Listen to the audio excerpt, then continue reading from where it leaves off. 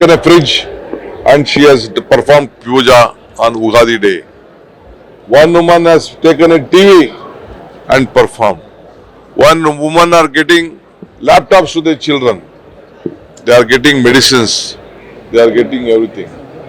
ಇವತ್ತು ಎಲ್ಲರೂ ಕೂಡ ನನ್ನ ತಾಯಂದಿರು ಮಕ್ಕಳಿಗೆ ವಿದ್ಯಾಭ್ಯಾಸಕ್ಕೋಸ್ಕರ ಉಪಯೋಗಿಸ್ತಾ ಇದ್ದಾರೆ, ಹಬ್ಬ ಆಚರಣೆ ಉಪಯೋಗಿಸ್ತಾ ಇದ್ದಾರೆ, ಫ್ರಿಡ್ಜ್ ತಗೊಂಡಿದ್ದಾರೆ, ಲ್ಯಾಪ್ಟಾಪ್ಗಳು ಕೊಡಿಸ್ತಾ ಇದ್ದಾರೆ, ಎಲ್ಲರ ಮಕ್ಕಳ ಬದುಕನ್ನ ಕೆಡ್ತಾ ಇದ್ದಾರೆ.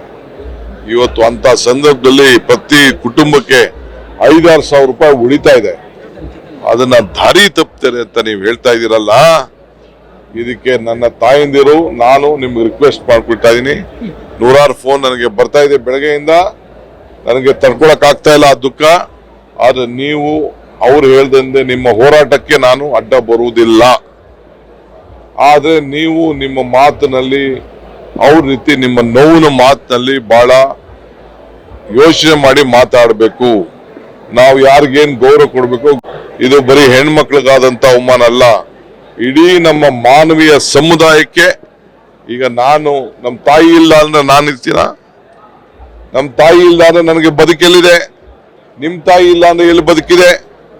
ನಾವು ನಮ್ಮ ಕುಟುಂಬ ಇಲ್ಲ ಅಂದ್ರೆ ನಾವ್ ಎಲ್ಲಿ ಬದುಕಿದೆ? ಆ ತಾಯಿಯಂದಿರಿಗೆ ಇವತ್ತು ಅವಮಾನ ಮಾಡುವಂತ ಕೆಲಸ ಇವತ್ತು ಆಗಿದೆ. ಇದಕ್ಕೆ ನಾನು ಕುಮಾರಸ್ವಾಮಿನ ಉತ್ತರ ಕೇಳೋದಿಲ್ಲ, ಶ್ಯಾಮಪಡೆ ಕೊಡು ಅಂತ ಹೇಳೋದಿಲ್ಲ.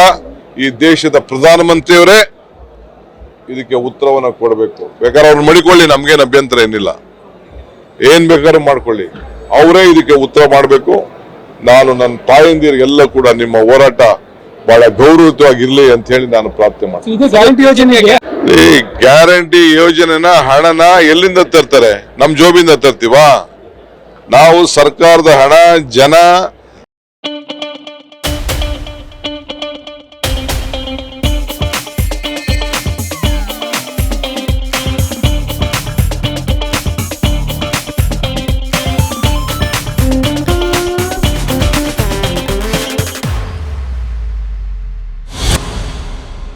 ಇವತ್ತು ಲೂಟಿ ಆಗ್ತಾ ಇದೆ. ಹಣನ ತಪ್ಪಿಸ್ಬಿಟ್ಟು ನಾವು ಈ ಹಣವನ್ನ ಬಜೆಟ್ ಅಲ್ಲಿ ಇಟ್ಬಿಟ್ಟು ಹಣವನ್ನ ಕೊಡ್ತಾ ಇದೀವಿ. ನಾವು ಬಿಜೆಪಿ ಮ್ಯಾನಿಫೆಸ್ಟೋ ರಿಲೀಸ್ ಆಗಿದೆ, ನೋಡಿದ್ರೆ ಏನಿದೆ ಮ್ಯಾನಿಫೆಸ್ಟೋ ಅಲ್ಲಿ? ಮ್ಯಾನಿಫೆಸ್ಟೋ ಅಲ್ಲಿ ಅವ್ರ ಬಜೆಟ್ ಬುಕ್ ಏನಿದೆ ಆ ಬಜೆಟ್ ಬುಟ್ಟ ಮುಂದುವರಿಸಿದ್ದಾರೆ ಅಷ್ಟೇ, ಬೇರೆ ಏನಿಲ್ಲ ಮ್ಯಾನಿಫೆಸ್ಟೋ. ನಮ್ ತರ ಗ್ಯಾರಂಟಿ ಅಲ್ಲ ಅದು, ಮೋದಿ ಗ್ಯಾರಂಟಿ, ಬಿಜೆಪಿ ಗ್ಯಾರಂಟಿ ಅಲ್ಲ ಅದು. ಹೇಳಿದರೆ ನಾವು ಕೊಟ್ಟಿರುವಂತಹ ಗ್ಯಾರಂಟಿಗಳು ಮೋದಿ ಗ್ಯಾರಂಟಿ. ಕೊಡಗಲ್ಲ ನನ್ನ ಹತ್ರ ಮಾತಾಡ್ತಾ ಇದ್ರಿ, ಒಂದ್ ಸರ್ವೆ ಮಾಡಿ ಅದು ಯಾವ ಕುಟುಂಬಕ್ಕೆ ಉದ್ಯೋಗ ಸಿಕ್ಕಿದೆ ಅಂತ ನೀವು ಯೋಚಿಸಿ ಆಮೇಲೆ ಮಾತಾಡೋದು. ಸರ್, ಕೊಡಗು ಮೈಸೂರು ಕ್ಷೇತ್ರದಲ್ಲಿ ಒಕ್ಕಲಿಗಾಸ್ತ್ರ ವರ್ಕೌಟ್ ಆಗುತ್ತೆ ಸರ್? ನೋಡಿಯಪ್ಪ, 49-8 ವರ್ಷದಿಂದ ಒಕ್ಕಲಿಗರಿಗೆ ಇಲ್ಲಿ ಚಾನ್ಸ್ ಸಿಕ್ಕಿರ್ಲಿಲ್ಲ. ನಮ್ಮ ಪಾರ್ಟಿಲಿ ಬೇಡಿಕೆ ಇತ್ತು, ನಾವು ಅದಕ್ಕೆ 8 ಜನ ಒಕ್ಕಲಿಗರಿಗೆ ಈ ರಾಜ್ಯದಲ್ಲಿ ಕೊಟ್ಟಿದ್ದೀವಿ. ಅದರಲ್ಲಿ ಮೈಸೂರು ಕೊಡಗು ಸೇರಿ 8 ಜನಕ್ಕೆ ಕೊಟ್ಟಿದ್ದೀರಿ. ಇಲ್ಲೆಲ್ಲ ಬಹಳ ಬುದ್ಧಿವಂತಿದ್ದಾರೆ, ಪ್ರಜ್ಞಾವಂತಿದ್ದಾರೆ. ಲಾಸ್ಟ್ ಟೈಮ್ ಎಲ್ಲ ಕೂಡ ನಮಗೆ 2 ಸೀಟು ಕೂಡ ಗೆಲ್ಸ್ಕೊಟ್ಟಿದ್ದಾರೆ, HK ಸೀಟ್ ಇದೆ. ಈಗ ಅವ್ರದೆಲ್ಲ ಹೋಗಿದೆ, ಅವ್ರದೆಲ್ಲ ಈಗ ಆಯ್ತು. ಒಂದು ಕಾಲ ಇತ್ತು, ಒಂದ್ ಕಾಲದಲ್ಲಿ ಏನ್ ಹೇಳ್ತೀರಂದ್ರೆ ಶಿಲಾಯೋಗಂ ನರಾಯೋಗಂ ಅಂದ್ರೆ ಶಿಲೆಗೂ ಒಂದ್ ಕಾಲ ಅಂತೆ, ಮನುಷ್ಯಗೂ ಒಂದ್ ಕಾಲ ಅಂತೆ.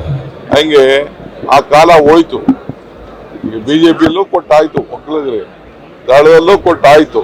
ಈಗೆಲ್ಲ ಮುಗಿದೋಯ್ತು ಕಾಲ, ಈಗ ಬಿಟ್ಬಿಡಿ ಅದಕ್ಕೆ ಯಾಕೆ.